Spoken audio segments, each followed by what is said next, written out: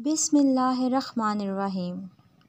حضرت صفیہ نے کہا، میں اپنے بھائی کی لاش دیکھ کر انتہائی صبر اور ہمت سے کام لوں گی۔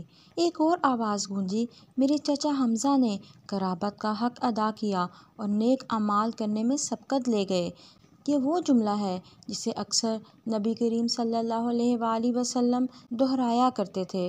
حضرت حمزہ کی شخصیت کی گہری تاثیر اور مقبولیت اس قدر زیادہ تھی کہ صحابہ اپنے بچوں کے نام ان کے نام سے موسوم کرتے تھے۔ اتنے بلند مرتبہ اور نامور اسلامی شخصیت کی آخر 2 دفعہ قبر کیوں کھولی گئی؟ یہ تو سب جانتے ہیں کہ پیارے نبی صلی اللہ علیہ وآلہ وسلم اپنے چچا سے بے حد محبت کیا کرتے تھے۔ ایک دفعہ ایک صحابی بارگاہ رسالت میں حاضر ہو کر عرض کرنے لگے، میرے ہاں لڑکے کی ولادت ہوئی ہے، میں اس کا نام کیا رکھوں؟ تو آپ نے فرمایا، لوگوں میں مجھے اپنے چچا حمزہ سے محبت ہے، لہٰذا انہی کے نام پر اپنے بچے کا نام رکھو۔ نبی کریم صلی اللہ علیہ وآلہ وسلم کی ولادت سے 2 سال پہلے آپ کے چچا اور رضاعی بھائی سید الشہداء شیر خدا حضرت سیدنا حمزہ بن عبد المطلب پیدا ہوئے۔ آپ کی کنیت ابو عمارہ تھی۔ آپ نہایت حسین و جمیل، دبلے پتلے، چوڑی چھاتی اور دراز قد کے تھے۔ آپ اپنے بھتیجے حضرت محمد صلی اللہ علیہ وآلہ وسلم سے بے حد محبت کرتے تھے اور ان کی حفاظت میں پیش پیش رہتے تھے۔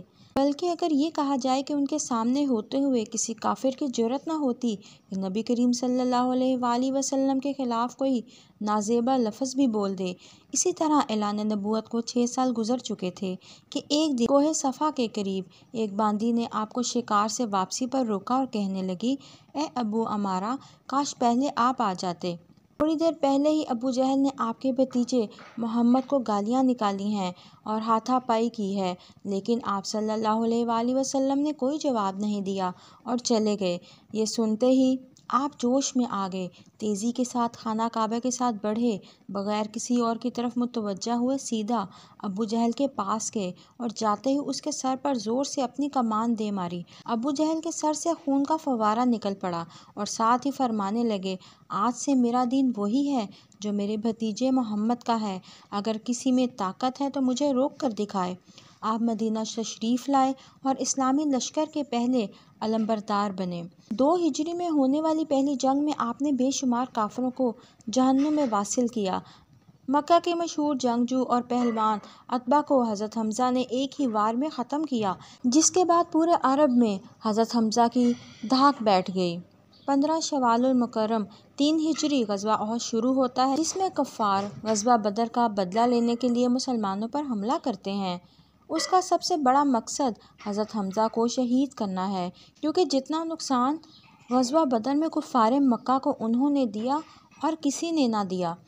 جبیر بن مطعم نے اپنے غلام وحشی کو، جو کہ نیزہ چلانے میں ماہر تھا، اس کو لالچ دیا کہ اگر تم میرے چچا کو قتل کرنے والے حضرت حمزہ کو شہید کر دے گا تو اسے آزاد کر دیا جائے گا۔ ہند زوجہ ابو سفیان نے بھی وحشی کو کثیر انعام کا لالچ دیا، کیونکہ ہند کے باپ عتبہ کو حضرت حمزہ نے جنگ بدر میں قتل کیا تھا۔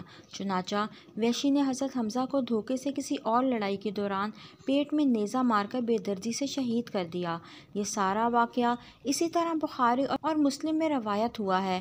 حضرت حمزہ کا پیٹ چاک کر کے ان کا کلیجہ نکال کر ہندا نے چبایا، پھر ہندا نے کافر عورتوں کے ساتھ مل کر حضرت حمزہ کے ناک اور کان کاٹ کر انہیں لڑی میں پرو کر ان کے کڑے، بازو بند اور پازیب بنائے اور انہیں پہن کر مکہ میں داخل ہوئیں۔ حضرت حمزہ کے جسم کو دیکھا تو آپ صلی اللہ علیہ وآلہ وسلم رونے لگے۔ آپ کے کٹے ہوئے جسم کو دیکھ کر شدت غم سے آپ کی آواز بلند ہوئی اور فرمایا، حمزہ سید الشہداء ہیں۔ جب حضرت حمزہ کی بہن حضرت صفیہ کو پتہ چلا کہ ان کے بھائی شہید ہو گئے تو ان کو دیکھنے کے لیے آئیں، تو آپ صلی اللہ علیہ وآلہ وسلم نے ان کو اپنے بھائی کا کٹا ہوا جسم دیکھنے نہ دیا۔ حضرت صفیہ کی لائی گئی چادر میں حضرت حمزہ کو کفن دیا گیا۔ چادر اس قدر چھوٹی تھی، سر ڈھانپتے تھے تو پاؤں ننگے ہو جاتے تھے، اور اگر پاؤں ڈھانپ جاتے تھے تو سر ننگا ہو جاتا تھا۔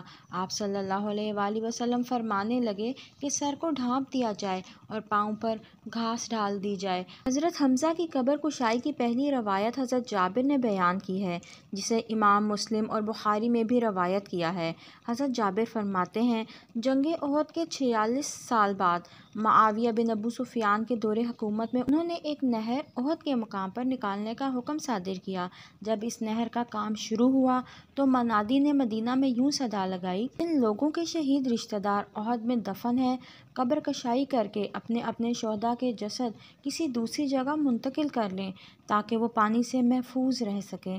حضرت جابر بن عبداللہ فرماتے ہیں، یہ سن کر مدینے والے احد کی طرف نکل پڑے، جن میں میں خود بھی شامل تھا، کیونکہ میرے والد عبداللہ بھی جنگ احد میں شہید ہوئے تھے اور وہاں ہی دفن تھے۔ میرے والد عبداللہ اور عمرو بن جموح ایک ہی قبر میں دفن تھے۔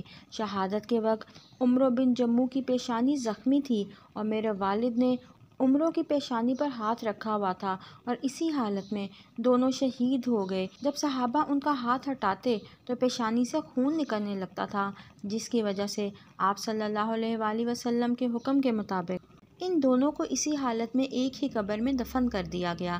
حضرت جابر بن عبداللہ فرماتے ہیں کہ جب حکومتی سپاہیوں نے میری موجودگی میں میرے والد عبداللہ اور عمرو کی قبر کھولی تو جیسے ہی عمرو کی پیشانی سے میرے والد کا ہاتھ ہٹاتے تو تازے خون کے فوارے نکلنا شروع ہو جاتے۔